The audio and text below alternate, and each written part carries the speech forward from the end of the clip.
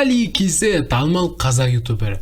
Толық аты Али Келмағанбет. Ақтау қаласында тұрады. Өзінің ютуб арнасын 2015 жылы 27 наурызда ашқан. Қазіргі таңда арнасында 2 миллион тіркелуші бар және каналында 1000 видео шыққан. Али Кезеттің арнасында әртүрлі видео көруге болады.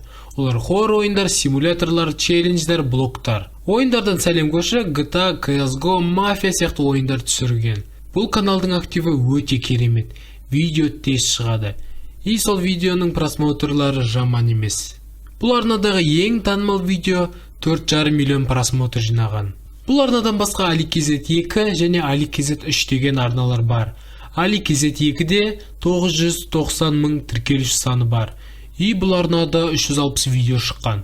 Бұл арнасында Али ойындар өтеді. Roblox ойнайды, хоррор и симуляторлар ойнайды. Ал Али Кезет 3-те 360 мың тіркелуші саны бар. И бұл каналда 146 видео шыққан. И бұл каналда да Roblox ойнайды, симулятор, хоррор ойнайды. Бұл арнада тағы да челлендждер бар. И ойлаймыз, неге Али Кезет тағы да 2 арна ашып, барлық арнада бірдей контент түсіріп жатыр деп. Ойладым түк жоқ. Просто Али Кезеттің басы конкретно істейді ғой, себебі 3 арнадан да өте көп ақша келеді. Это ж гениально. Бірақ Али Кезеттің мен үшін бір түрлі жері бар.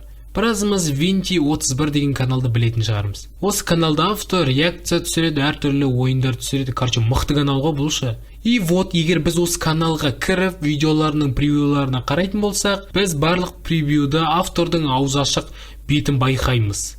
Таңғалып тұр, либо шошып тұр. Мені қызы. И Аликта да сондай. Көп видеосында осындай бетті байқауға болады. Әрине бәрінде емес, бірақ бұл бір түрлі. Бірақ бұл бәрібірде видеоның сапасына әсер етпейді. Али Кезет әрдайым өз видеосын қызық қылып жасауға тырысады. И шынымен де қызық қылып шығады.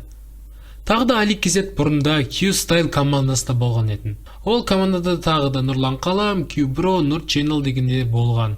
Және тағы да басқа ютуберлар. Бірақ қазіргі таңда ол команда жоқ. Себебі Алик ол жақтан шығып кетті. И қалған ютуберлар да бір-бірімен ұрсып қалды ма, шығып кетті ол, короче. И Q-Style командасы жабылып қалды. Это грустно. Ал бүгінге осы, сендермен болған мен Олжас Тоқабай. Егер осы видеоны ұнаса, достар, лайк басып, каналға тіркелуді ұмытпаңдар. Ал мен аяқтаймын. Сау болыңдар, достар.